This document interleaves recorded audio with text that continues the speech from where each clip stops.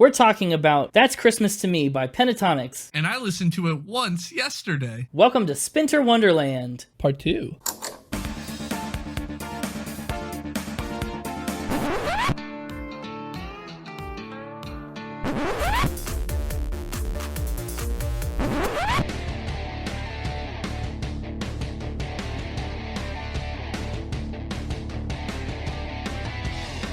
Hello, everybody. Happy holidays. Merry Christmas. Welcome to Spin It, the record ranking podcast for people who would rather be listening to music. I'm James. With me is Connor. Again, in person. Yes, that's right. This is another special holiday in-person episode where we're talking about another Spin-ter Wonderland album that is pertinent to the holiday season, which we are now in. Pentatonix. I'm a big fan of Pentatonix. I'm not as big a fan nowadays, but I mean, I remember way back when, the acapella craze was in full swing. Pitch Perfect had just come out, 2011, 12, 13, peak acapella years. What a phenomenon, acapella music. If you missed the acapella wave, or if you're new to the concept, acapella is music that doesn't involve any instruments. All the sounds are made with the performer's voices. It's a pretty unique style of music. Yeah, it's very impressive when done well. Especially like the beatboxers who do all the like drum parts. Yeah, can you beatbox? I can punch a Amazon package. Does that count? You can beat a box. I don't think that's quite the same thing. If you're trying to get me to beatbox on recording, I'm not that big an idiot. That's maybe what I was trying to do.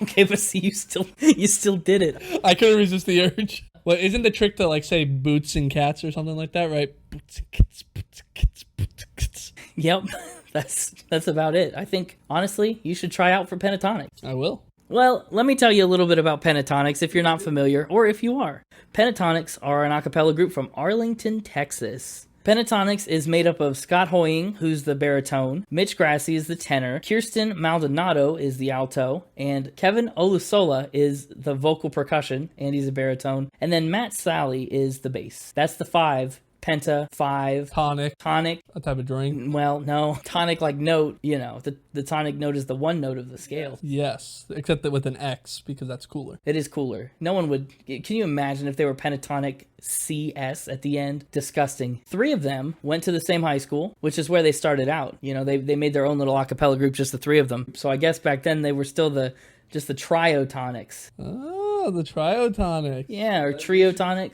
Well, you mean the mixtaper. We'll be the Triotonics. I mean, why not? Why not? He's the mixtaper. He'll be able to mix all of our songs for us, I'm sure. Does he do that? I don't know. He's a mixologist, right? Potato. Okay. Say that to any barista or any producer. You know what they say? If you can mix a martini, you can mix a album. That's what I've always heard.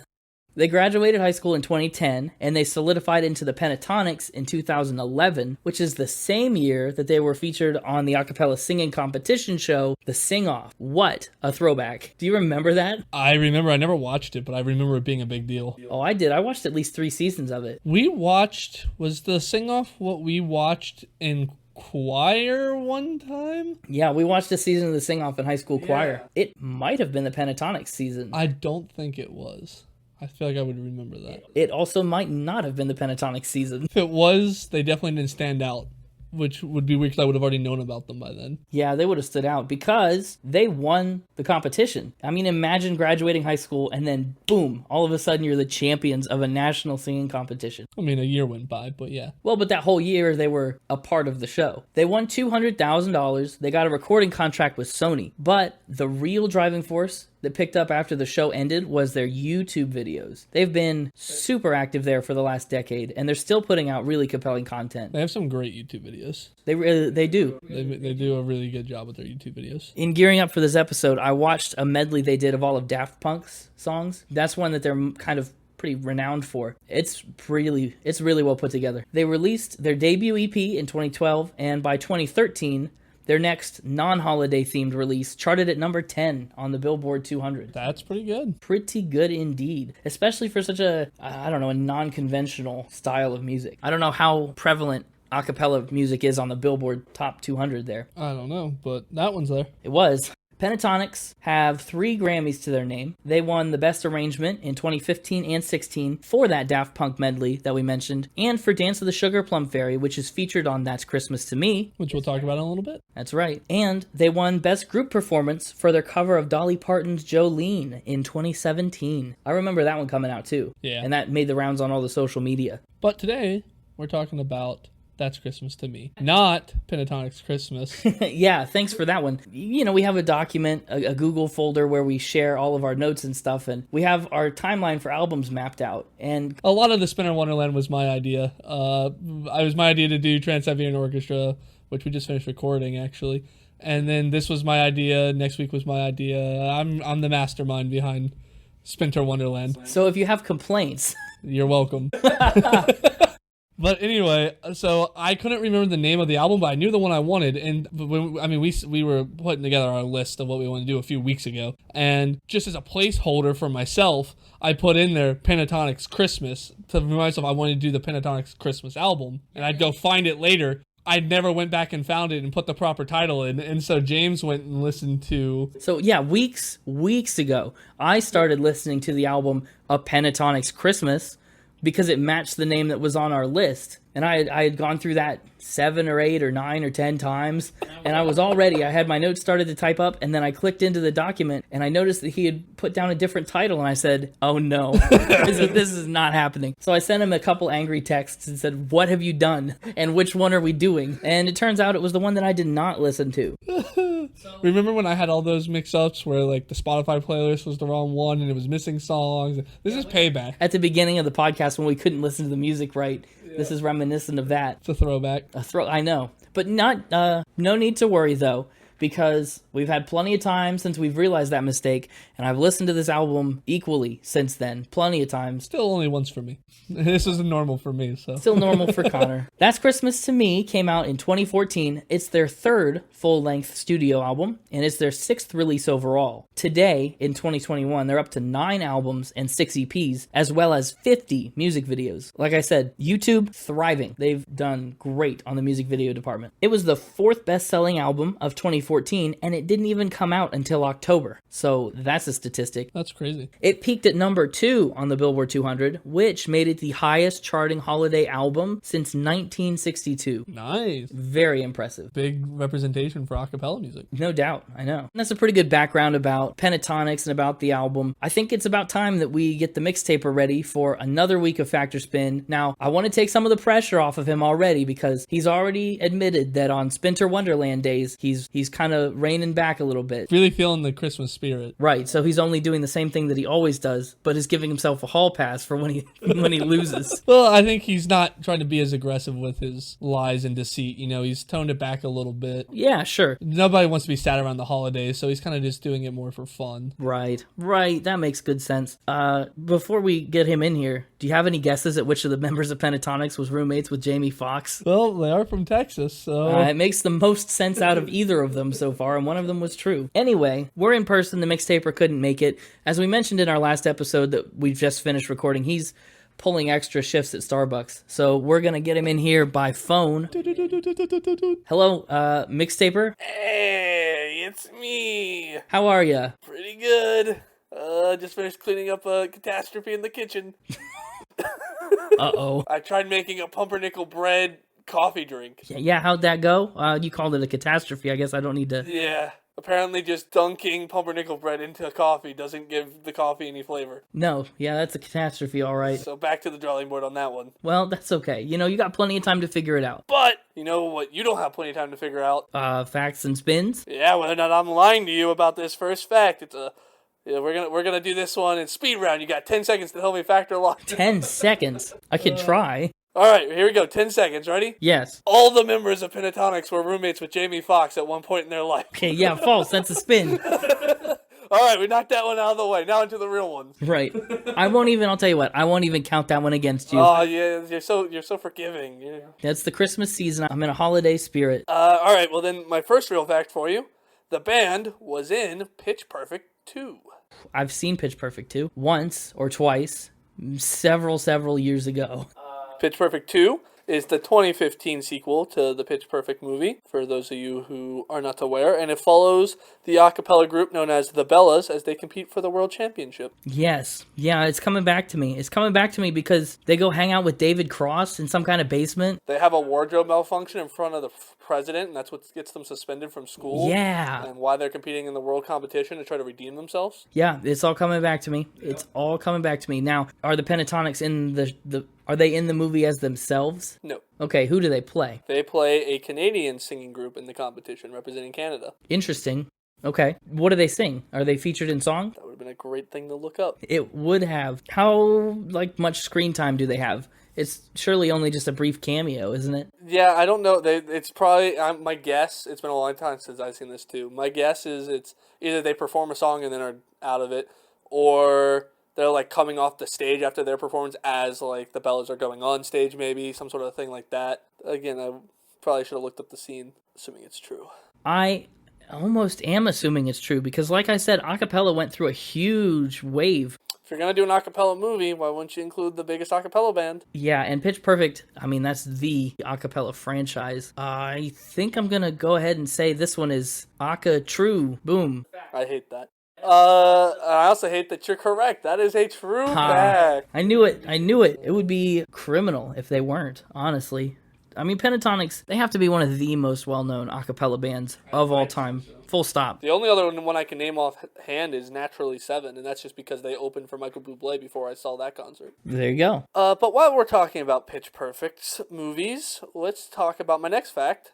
Scott has a personal connection to the Pitch Perfect movies. What kind of personal connection? He was in another a cappella group with one of the stars of the movie. Which one? Kelly Jackie, who plays Jessica Smith in the Pitch Perfect movies. Okay. What a cappella group were they in? They go to the same college or something? They were both members of the SoCal Vocals at the University of Southern California, where they both attended at the same time. What a great name for an a cappella group. Because it didn't, I was like, okay, at first, and then it hit me. I was like, nice. Yeah. So they were in the group together. Uh-huh. And then reconnected when, they were in the movie and all hung out and had a grand old time. I don't know. I guess I have no reason not to believe this. I'm trying. I don't know what to ask. Were they good friends? Like, Yep. They were even singing partners. Singing partners, you say?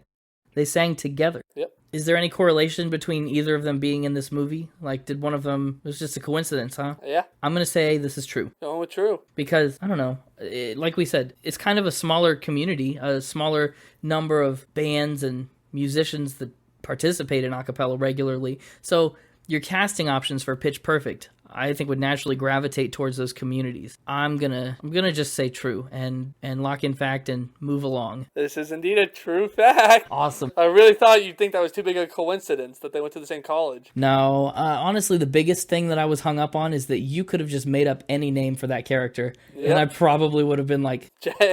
And Jessica Smith isn't the most unique of names. It's not, and that's kind of what raised the red flag. Sorry, Jessica Smith, if you're listening. Any Jessica Smiths. You got a great name. All right, well, let's try again. Okay, get back on that horse. Attaboy, Mixie. You mentioned that they were on the singing competition show, The Sing-Off. Yes. Yeah, did you know that the group didn't fully form until the day before the Sing-Off competition? Oh, I knew they formed for the sing-off competition, and I know that they decided to join the sing-off before I think they were fully ready to go. Why did they wait till the day before? Had they just not met? They had not met nor finalized their lineup until the day before. Finalized their lineup? Were they, like, were the three of them auditioning and making cuts? Or were they just like, I mean, what was the situation? So, as you said, the three of them that knew each other from high school already kind of knew one another and formed up and agreed to do this. They met their original bassist through a mutual friend, but it was their beatboxer who they were struggling to find. Okay. How'd they find him? From a YouTube video of him beatboxing and playing the cello at the same time. Awesome. And so when did they find this video? I don't know when they found the video, but I know they pooled together their money in order to afford a plane ticket to fly him out to California to meet them and after meeting them, he agreed to do the competition with them. The day before. Mm-hmm. Oh my goodness. Yeah, I love the story behind that. I think this is true. You think it's true? Yes, I'm leaning towards true. I really can't say for sure. I really can't be 100% positive. That, like, the beatboxer is so vital to acapella music. That feels like a thing you'd almost have to lock down well in advance of participating in a nationally televised acapella competition. Is 24 hours enough time to even put together a song to perform? Absolutely. Yeah, I just want to take the bait on this one. I want this one to be true, and I'm just gonna, take it. I'm just gonna lock in fact. Well, it's true. I knew it. I knew it deep down. Again, I was really hoping that you would think it was like 24 hours was cutting it too close for a nationally televised show. Cutting it close, but it's not cutting it too close if you don't have a beatboxer. This is what you got. I got one more for you. Okay, all right. You're having another week here. It's okay, though. Spin-ter It's Wonderland. Wonderland, We're letting right? off the gas a little bit. The group eats 2 rotisserie-style chickens before every concert. This is the fact I came for. This is the kind of fact that I Thought love. I'd save it for last. 2 rotisserie chickens before every concert. Yep. Great. Okay, how many people does it normally take to eat a rotisserie chicken? I mean, 2 chickens for 5 people. We're looking at a good Chunk of chicken chunk of per bird. person. Yeah, a good chunk of chicken. But not an unreasonable chunk of chicken. But maybe more than I would eat if I was about to go perform a concert.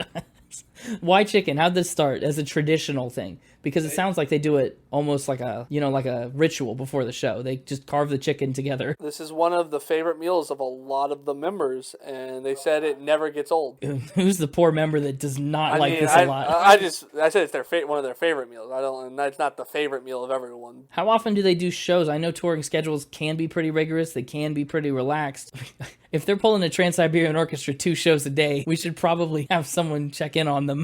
But if they're touring, once I a think they're week. probably more to a normal touring schedule of a normal artist or band compared to TSO. Maybe 1 or 2 shows a week towards the weekends. Travel during the week, perform on the weekends. Where do they get the rotisserie chickens from? So we mentioned all the way back in episode 1, the Billy Joel episode. Wow, a throwback. About the concept of riders. They put rotisserie chicken on their rider. This is what they could refer to as their Madonna list item. Because, Madonna was always known for having some crazy riders. They have in their contract that the venue that they're performing at must provide them with these 2 fully cooked rotisserie style chickens. So I know some of them do work as solo artists. Do they still adhere to this solo? Do they still eat chicken on their own? Or is it No just idea. a group activity? I don't know. Okay. What the heck? You know what? I'm going to just say that this is a fact. It's Christmas. I'm feeling generous. This feels Christmas false. is next week. I understand. It's the season. Spin-ter Wonderland, I'm feeling generous. You are struggling with this here. So if this is true, we've all learned a very fun fact about Pentatonix. And if this is false, I've given you a little Christmas gift in this point. So I'm going to lock in fact again. And instead you gave me a lump of coal. This is a fact. Dang it. But what a ridiculous fact. Yeah, I know. It's so ridiculous. Incredible. I love it. I saved it for last because it was the most ridiculous, and I thought after doing 3 truths in a row, you'd be like, this has to be a lie. It's the same thing that Connor did to you way back on the Miley Cyrus episode where he tried to miss it and still got it right. And now, because a little sneak peek in the next week's episode, there will not be any factor spin just due to the format of next week's episode. So this is the end of the mixtaper for Spin-ter Wonderland. Oh, wow. So I had a little secret I was doing for the Spin-ter Wonderland. Oh, a secret for Spin... Yeah, okay. Yeah, well, it's all about Santa, naughty or nice list. So, I wanted to... For Spin-ter Wonderland, I wanted to tell nothing but truths. I told nothing but truths the entire Spin-ter Wonderland to try to be on the nice list. So you've told all facts. Yeah, I was a good little mixtaper for Spin-ter Wonderland, and you see how it cost me? You see how it cost me? It cost me dearly. Out of my 8 facts for Spin-ter Wonderland, I only fooled you on 1 of them. It's true. This is an audience, this is an example of why the mixtaper needs to be unleashed. I need to be the mixtapiest of mixtapers for the new year, and I will be. That's your New Year's resolution then, huh? Yes, my New Year's resolution is to be the mixtapiest of mixtapers. I expect some real hardball lies coming down the pike in the future. I've taken a good recharge period, told a lot of truths, got some karma. I've fixed my karma a little bit. Came down from the hubris hill I was on, riding that high of having my perfect week to get slammed with goose eggs twice in a row. You did. You had 14. Episode 14 was your perfect week, and then it's just been one thing after another. And so I'm hoping now, new year, new mixtaper. Yeah. We'll see what that means. I might make a cameo appearance next week just to say hello, but otherwise, the mixtaper will return in the new year. And until then, yeah. Yep. Well, we'll see you. We'll see you at the end of the year, mixtaper. Thanks for making Spin-ter Wonderland a little spinnier. But yeah, let's talk about this album. Oh wow, not even welcoming back anymore. All right, well. You're still in the room. You haven't gone anywhere. The mixtaper just hung up. Yeah, well, I was gone from the audience, but okay. Fair enough. Also, we haven't talked about the album art yet. I don't know if there's much to talk about. Well, we gotta at least talk about it. We can't deviate from the formula. You're right. This is the only, I guess, more traditional, this is the only normal style episode we're doing about a Christmas album this year. And yeah, the album art is just the band smiling in the snow. Yeah, it's the group standing with a blue background and there's snow falling and it's simple and cute and that's it. That's really it. Moving on. That's the album art. Check that box. Right. Now on to the songs. We got a lot of them to get through. Luckily, some of them are pretty simple. That's true. Some of them are pretty complex. Actually, all of them, frankly, are pretty complex. I mean, we could do a whole entire length episode just talking about the songs from a musical standpoint and how their voices work and harmonies and stuff, but unfortunately we don't have the time for that. Yeah. The album starts out with a Christmas classic, Hark the Herald Angels Sing. It starts off really slow, like... It's a very pretty start. It is. It's very, like, I don't know, traditional is what I would call it. It sounds like something you would hear in a church or a group of carolers on the sidewalk, like just very nice and pleasant. And then they just bust into this really, like a gospel choir. They start clapping along and it really picks up. Yeah. To me, it's the perfect song to kick off the album with, because it does two things. The beginning half really highlights their singing ability and how they can really sing in tight harmony. Yeah. And then the second half really sets you up on what to expect with some of their other songs, how they can really take a classic and mix it and make it fun and unique in its own way. Right. Not to mention just the whole idea behind, oh, listen, the angels are singing. And then that's what you're doing the whole time is you're just singing. It's thematically kind of in line with everything as well. And the upbeat section is the perfect way to keep the song from getting stale. I think they do the slow section just long enough. Yeah. Much more of it, and it would have been like, all right, I'm ready for this to be over. You didn't want them to chance the rapper it? Yeah, I understand that completely. And the Hark the Herald repeated section where they just go Hark the Herald. That's how you do something repetitive but make it fun and catchy and not too much. It's the perfect amount of just kind of like background, like keeps the song moving, keeps the beat going, and gives you something to listen to as they're kind of clapping, but it's not done too long or too much. Yeah. That's how you do something repetitive. That's true. I think this whole album arrangement plays a huge role in everything. And that's the thing we haven't talked about much on previous albums and songs, but when you're looking at taking songs that everybody already knows, covering Christmas classics and trying to make them original, it's all about the way you arrange it, especially if you don't have instruments. That's what makes it unique and something worth listening to, something worth getting to number 2 on the Billboard 200. And boy, do they do it well. However, I think one area where the repetition gets on my nerves the most, okay, is the next song. Okay. White Winter Hymnal, track 2. This was the most infuriating song on this album. Really? Absolutely, because I just don't like it, and it just will not leave my head. It is stuck in my head all the time. I don't like the start. The start is way too long, and I don't like the format. But, I mean, when they get into the actual song, it flows a little better. But the beginning... I can maybe see the beginning a little It made me bit. want to, like, smack... it felt like a record had stuck. It felt like a record skipping, and I was like, come on, please. I love it. This is probably one of their more popular songs on the album, honestly, I would say. It's one that I hear on the radio a lot, I feel like. It's growing on me slightly, but if we get past that beginning part, I really have few problems with it. Yeah. And I guess I just don't like the groove of this one as much. Really? After the big... It has one of the more unique, I think, rhythms to it. Yeah. I mean, it's rhythmically unique. I think it has some of the best lyrics. I mean, the whole imagery, it's one of those songs that has really good images that it puts in your head. Like the whole chorus about the turning the snow as red as strawberries in the summertime. Like that's clear imagery done very well, very concise with its rhythm. I really like that chorus. That's true. And it's not a song that gets covered. It's not a classic Christmas song that gets covered all the time. I don't know what the original even is. I couldn't tell you what the original sounds like. Yeah, this is the only version I've heard. And I think that's good. I like it when you dig up an older Christmas song and do a cover of it. Yeah. Or a least, not necessarily older, but less popular. Something different. It was okay, and it probably will continue to grow on me even more as I continue to not be able to get it out of my head. Part of it, too, is that it was sandwiched in between the really energetic start on Hark the Herald Angels Sing, and then, like, Sleigh Ride, which to me is almost the pinnacle of this album. Really? It didn't even make top 3 for me. I really enjoyed it, but I'm a little biased. Wow. I think Sleigh Ride was phenomenally executed. I mean, I don't know. Sleigh Ride in general is just a good song. Oh, absolutely. So that's probably part of why I regard this cover of it so highly. But I also think they just do a good job with it. Part of it is, Sleigh Ride's originally an instrumental song, and then they came up with lyrics for it. And that is a version people know. I prefer just instruments. Well, then, yeah, no wonder this one was a miss for you. But, okay, they could have done something like with Dance of the Sugar Plum Fairy where they did just the instrumental version, right? But this one does have words. Yeah, I know. But the thing that really kills it for me, so... This was a Christmas staple in high school. I was in the band in high school. Oh, yeah. And every winter concert, this was the only song that we do every single year. All the time. And one of the best parts of the song is the whip crack. True. And that's honestly why this song doesn't get top 3 for me, is simply because they kill the whip crack in this. They make a whoosh sound instead of a whip crack. They go like whoosh.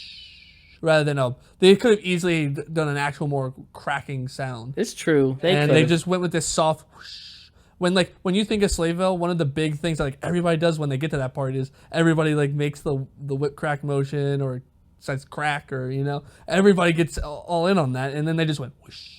Yeah. No, you're right. And so it killed it for me. And so that alone, I have no complaints about the rest of the song. But that alone kept it out of top 3 territory. Interesting. But I'm biased. If you want to be in Connor's top 3, get a whip. What? No. But if you have a whip, make it sound like a whip. Right. Don't skimp on the whip. No whip skimping. No whip skimping. That's one of the more ridiculous sentences to come out of this podcast. Yeah. I think Sleigh Ride is a good spot to bring up. That a cappella music recorded has never quite scratched the same itch for me as a cappella music that's more live. Really? Yeah, because to a certain degree, it sounds better, right? You're able to go in and equalize it, play with the levels, get everything sounding exactly how you want it. But to a certain extent, I mean, that makes it sound less and less like a cappella music, The thing that makes it unique kind of just feels slightly minimized when you take all the time to... if you make it sound as much like instruments as possible, you lose a lot of the charm of it being absolutely not instruments. So I guess I noticed that more on the Wrong album that I listened to, because it's way more produced. The other, A Pentatonix Christmas, not That's Christmas to Me. That one was way more produced, and so that idea was planted in my head then. But when I listened to this one, I kind of had the same thought, to a lesser extent. I'm going to agree and disagree with you. I agree, I prefer it live, but I prefer it live because part of the acapella experience for me is watching them do it, like the visual aspect of seeing them do it. Yes, that's true too. That's the only piece missing for me. From a recording standpoint, when it is all equalized in that, it's really fun when you're listening to it and all of a sudden you remember it's a cappella. Like you're jamming out to like a great bass beat or something and you're like, wait a second, that's someone's voice. That's not a bass guitar. That's true. Like that's really fun from a listening standpoint. And I had such a hard time giving this a production score because of that. It's well produced. It sounds good and it is very clean, very crisp. You can hear everybody well, and I really have no complaints about it. I don't know. It's just something about the intent behind it for me.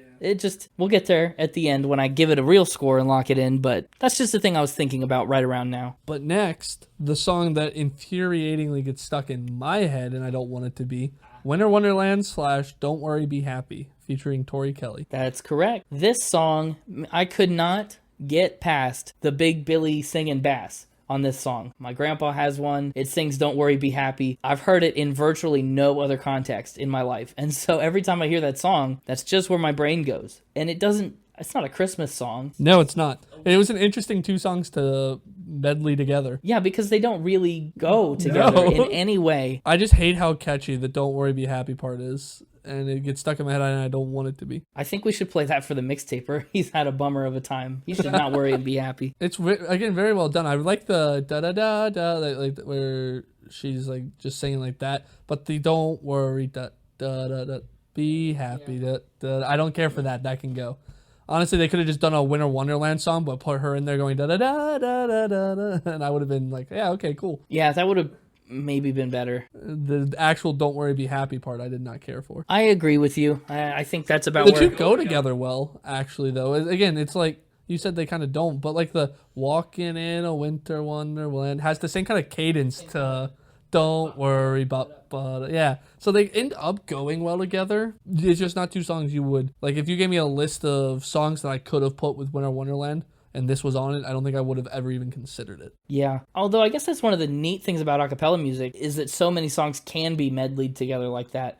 And you can put so many different melodies over the same bass hooks, or well, because like changing the key of a song or messing with it slightly in one way or another is less noticeable when you're already stripping away all the instruments and doing it voices alone. not to mention it's so much easier than to have to, I mean, either read music and shift keys or change the fingerings that you're doing. Like just using your voice really simplifies the process. But at the same time, it comes with its own challenges of figuring out how to emulate some of the, like one of their most, I think, impressive songs they've ever done was when they did Bohemian Rhapsody. Yeah. And like how they were able to use the megaphone to get the like guitar solo sound. They're like, well, they have them just scream into a megaphone.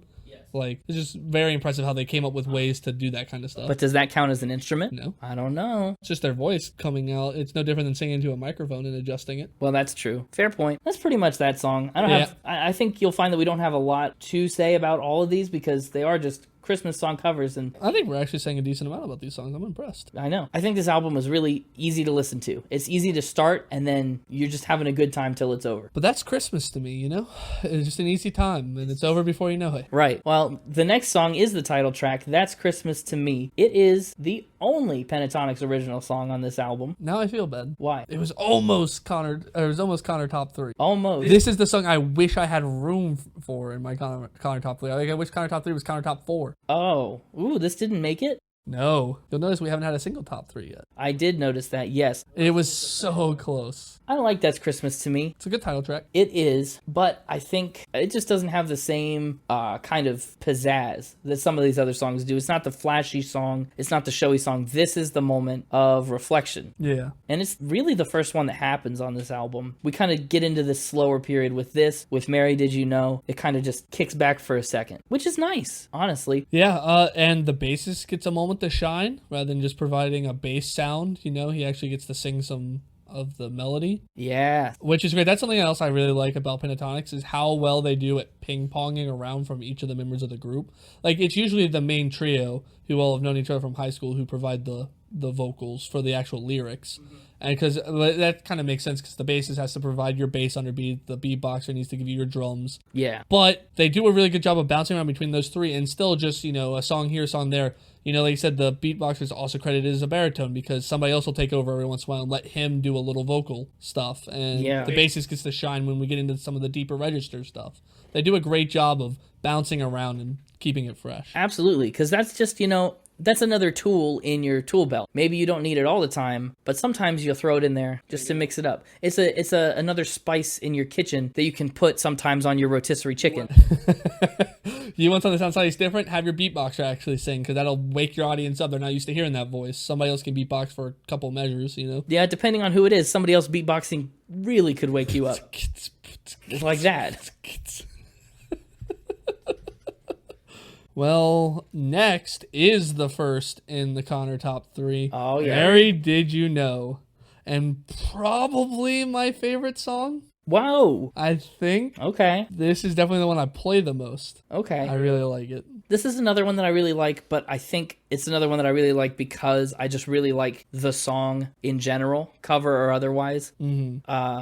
It's got a lot of really, really unique chord movement that you just don't get much in traditional music or non-Christmas music. It's got a very unique flavor to it. I get chills sometimes listening to this song. Yeah, because it's powerful. It's impressive how well they're able to keep the background music soft sometimes, yet still intense, and then they still belt out the lead over top of it. It's great. This is also maybe my second. This is definitely top 3 in terms of Christmas ballads in general across all Christmas. Wow, okay. Believe from Polar Express is up there in the top 3. And Do You Hear What I Hear, the Carrie Underwood version, Oh, specific. is also up there in terms of Christmas ballads. Yeah, good choices. Good choices. I really love when they get like layering over one another on the Mary, did you know? And then somebody else, while one person telling no, the next one comes with Mary, did you know? And you know they get, and then they all swell together into the big beatbox hit on the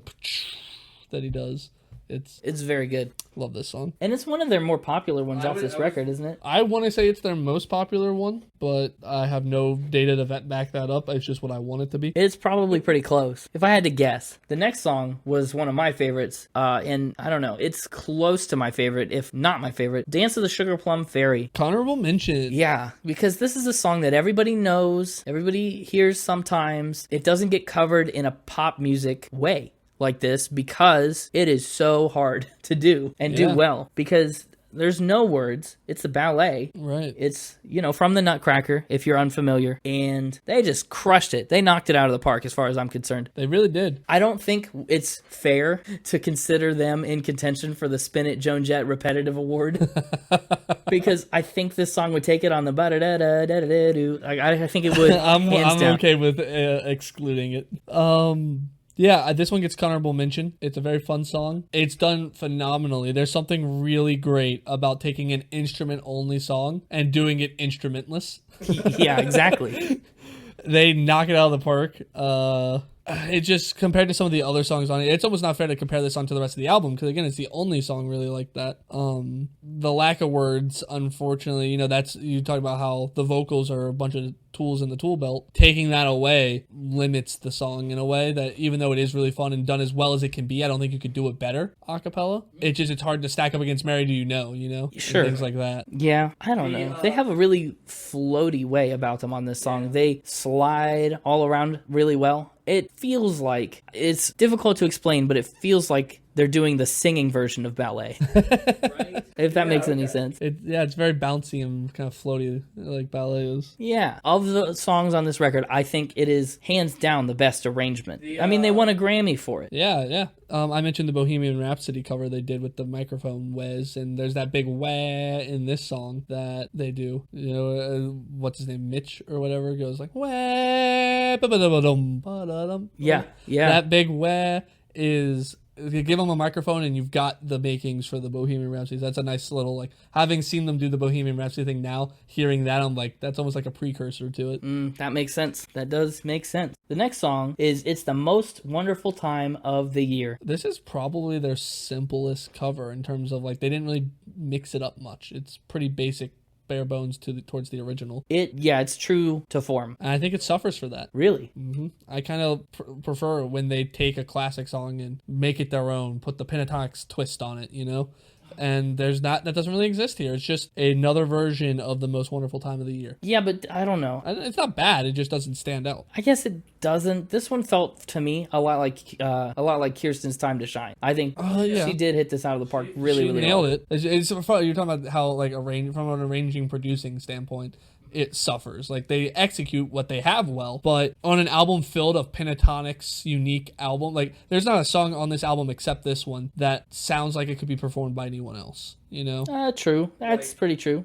Everything else feels like it belongs to Pentatonix. This is the one that it's kind of like any group of a cappella singers could do this. Fair enough. I mean, that's about all I have to say about it anyway. Yeah.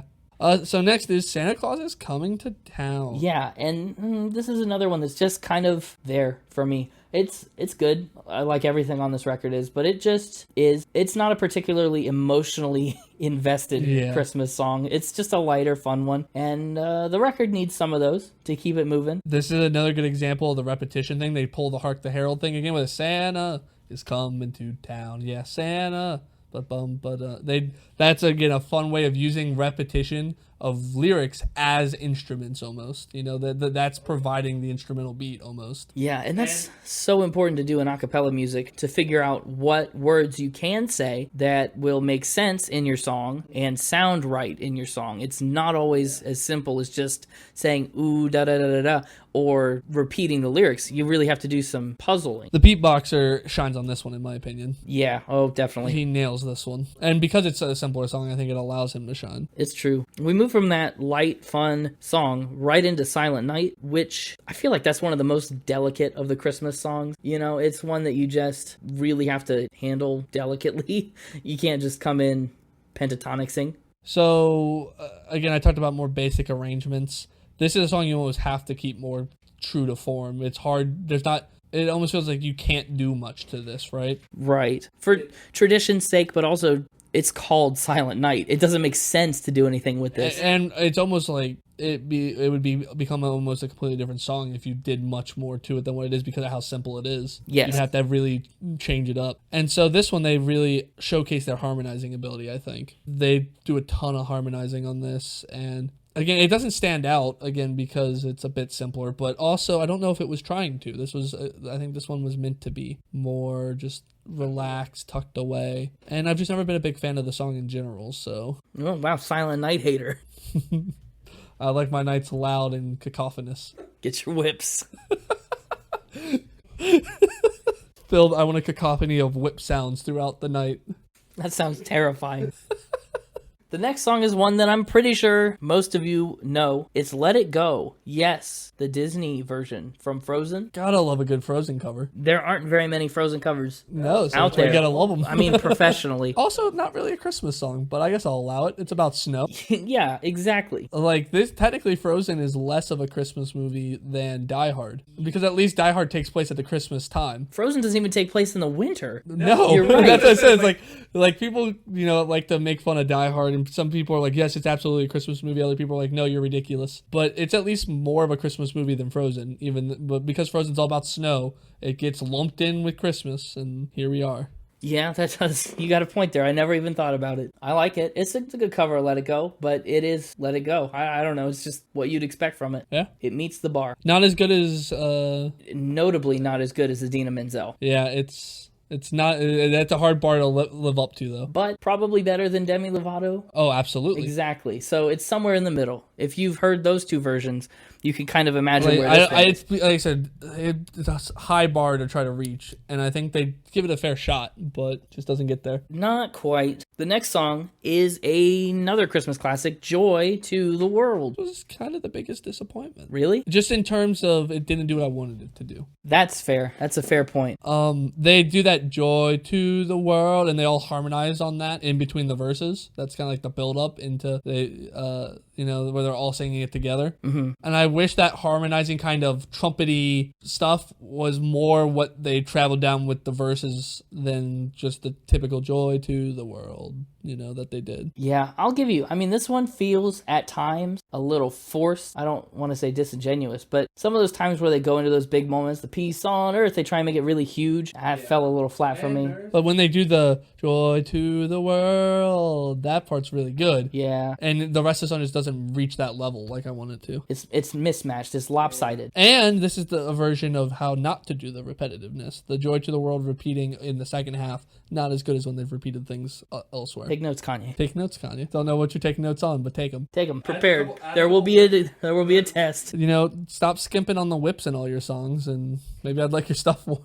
Kanye's a whip skimper. Next up on the track list, we have Just For Now. The next Connor Top 3. Ooh. Okay, another Connor Top 3. Not your favorite. No, I don't think so. I think it comes in second. Second place. The first loser on this album for Connor. I love it. It's very pretty. It's a very pretty song. It is. You start it up and right away you're in that waterfall of Just For Nows. Lovely. Great chord structures, a great rhythmic, like cascading, falling down. Not to mention, this is another showcase for the beatbox. Mm-hmm. Another great moment for the drums because they just start pumping somewhere in the middle there and they just don't let up. Because there's this cool part right at the beginning too where there's no other, I almost said instruments and that's very wrong. There's no other voices. It was a correct statement. It's just true. didn't There are mean anything. right. No instruments anywhere. There are no other voices, and it's just the lead melody. That is phenomenal. And then they bring it in full force. Yeah, this one competes for favorite song, but I think Mary Did You Know beats it out. I'm like 75% certain it beats it out. Oh, that's a low percent certain, though, Well, yeah, I know. to call it certainty. My confidence level for you statistic majors out there that listen to this podcast is not very high, but it's high enough that I said it. Fair enough. 75% of the time, I'm 100% sure that it's my favorite. Yep, exactly. You know what I am certain about, though? What's that? That the final Connor top 3 is the First Noel. Oh, 2 in a row. You also notice the other 2 were 2 in a row, too. Honorable mention and favorite song were in a row. True. You're going in streaks. Yeah, it's, again, very well done. Again, the harmonies on when they go up the scale on First Noel and they all harmonize, it hits like a ton of bricks. The First Noel is a song that feels like it's built to be a cappella in a Yeah. lot of ways. It's got all the bones. You just have to flesh out around it. And they do such a good job. I think it'd be easy to overdo a lot of these songs too. I mean, kind of like we mentioned with Silent Night. The First Noel is another one that you come in too heavy-handed, you're just gonna butcher it. And they really didn't. I rescind my earlier comment. Oh, which it could be any of them. Which one? I'll let you figure that out. No. My comment about most disappointing song. I actually decided that Have Yourself a Merry Little Christmas was the biggest disappointment. Oh, you just moved on in a very surprising way. Oh, were you not done talking about Noel? I was done. I just wasn't expecting that. I expected you to say something about the First Noel. Have Yourself a Merry Little Christmas was the biggest disappointment. It was such a big disappointment. I actually forgot it was on this list until we scrolled down and I saw my notes on it. Oh, wow. It doesn't do it for me. To me, in my mind, Have Yourself a Merry Little Christmas is a ballad. And so hearing this like kind of jazzed up version of the song, did not like it. Yeah, I'd agree. It's definitely different. But okay, but that's the opposite of what you said on It's the Most Wonderful Time of the Year. That was too samey. This is the exception that proves the rule. Sure. Have Yourself a Merry Little Christmas is a one that gets used in like Christmas movies a lot, and it's almost always used as a ballad. That's true. And there's so many good ballad versions of this song. But the thing is, there are so many good ballad versions of it. I think another good ballad version of it might just get lost in the shuffle. Yeah, but I've never heard a ballad a cappella version, and I think much like how you said the First Noel was built to be an a cappella song, I think this could have been a very good a cappella song. That's true. And like maybe if they had gone super big with it, like you said, some of these songs you can't go too big. This maybe was one that if they had gone over the top with, it would have helped because it would have been so distinct enough you wouldn't have even thought about the ballads. Whereas this one was jazzy but close enough to the original that you were able to compare it. No, that's true. You got a good point. I don't know. I just did not do it for me. Fair enough. The next song is Mary Did You Know a Second Time, the only song on the album that features instruments, because this one is featuring the string mob. I gotta tell you, not as good. No, it's not. I'm glad you agree. I'm glad you said that. I prefer a cappella version. The whole gimmick, it's not even a gimmick. It's just the whole idea behind this album is that it's a cappella. That's what makes it especially unique. It's not even almost that. It's almost that adding the instruments really the way that they do. It's almost like, well, why are the instruments the rest of the time? You know, it's like on the song. I mean, it's like the whole structure of the song is built around the concept that there's no instruments, and so we have to layer our harmonies in a certain way and undercut the vocals in a certain way, and then throwing instruments in. It's like, well, now none of that's necessary because you have the instruments there. Yeah. And so it undercuts the song. That's very true. It's because they don't change anything. Therefore, the instruments aren't able to add a lot to it. So they just feel kind of there. They play well. They used the string mob on the other album that you listened to as well. They did, yeah. On Hallelujah. And there it actually works. I like it on that one. I still prefer the acapella version. Exactly. I still prefer the acapella version, but it's considerably better on that string mob song than on this one. Yeah, I can agree with that. Honestly, Hallelujah is the only reason I would have even considered doing the other one. That's why I thought you picked it. Everyone knows Hallelujah. Everyone's seen Shrek. I felt like this one was the bigger hit due to, it was hit number 2. And right. Got the award. I don't know. This one's been around longer, and, it's got a lot of Christmas classics on it. But that brings us to the end of the album with Christmas Eve. Christmas Eve, it's okay. It's just an underwhelming. This is what I would call a deluxe edition track. I mean, I think that's fair because, you did already have Mary Did You Know repeated, so I feel like these last 2 are kind of bonus songs. Oh, well, definitely. I just mean this one doesn't have the same level of a normal album track. I don't think this is one that would make the cut. If you're trying to look through these 17 songs and just narrow it down to 10, 12, 15, I don't know if Christmas Eve is going to be one that's on my short list or my long list. list. It might be exactly where it is here at number 17. I don't know where the normal version of the album ends. I've only ever listened to the deluxe edition, but I'd want it to end at First Noel. The last 3 tracks can just drop for all I care. Let me check on that because I'm curious. As a matter of fact, the original version ends after Let It Go. Just 11 of these 17 tracks. So 2 of my top 3s are deluxe edition only. Yeah, exactly. And in fact, Christmas Eve is not even on the normal deluxe edition. Oh. Yeah, it's just on the Japanese edition, along with some other songs that aren't here, like Carol of the Bells. Well, I would have loved to hear their version of Carol of the Bells. That would have been fun. Well, it exists, and you could listen to it. I don't live in Japan. You've heard Christmas Eve. So yeah, the deluxe edition actually starts way before we thought it did. Yeah. I think that takes us into Final Spin. Whoa. I know. I guess we're going to give this normal scores. Yeah, I would. I mean, we got to do at least one normal episode score thing for Spin-ter Wonderland. One normal episode score thing coming right up. Is that not what we call them? Normal episode score things? No, yeah, it's not. So, first of all, worth pointing out, all but one of the songs on this record are covers. No bonus point. No bonus point. For music, again, I don't really know how to score this album, to be frank, because all these songs are like Christmas classics. They're established. There's a lot of sentimentality behind them and emotion. It's hard to really tell where this album wants to land musically for me. At the end of the day, I'm giving it an 83. I think they do a great job at the music. A lot of these songs are Christmas classics for a reason, and that's because they're good enough you can listen to them on repeat all season long and year after year. I mean, I listen to a lot of songs every year, but how many songs realistically do you listen to year after year outside of Christmas? A lot of them. Like, and I listen to mixtapes of like the same songs, like my mixtapes that I just play through. I don't listen to new music too often. The podcast has changed that. Yeah, it has. Introduced a lot of new music. Music 83. I think that's a fair score for Christmas classics, but I, again, am a little unsure about everything overall. Lyrics, they're okay. About what you'd expect from Christmas songs. Like some of them, like we said, Mary Did You Know, excellent. Some of them are just phenomenal. Some of them are kind of trivial, like Santa Claus is Coming to Town. Just light, fun songs. And I don't know, just in general, I don't think there's a ton of digging to do into these lyrics. They kind of are what they are. Some of them are very poetic. You know, the First Noel and the Silent Night. Stuff that's written dozens and dozens, hundreds some years ago. I'm giving lyrics a 77. It just feels That's like a fair. good collective score for this batch of songs. Instruments and production, like I've mentioned, is where I have absolutely the most trouble with this record because it's so well produced. Because half of that doesn't exist. You're right. Instruments don't exist at all except for the one song. So they're, I guess, lumped into this. It's so well produced. Everybody's clean and crisp and clear. They do a good job at balancing. I never feel like anyone stands out more than they should.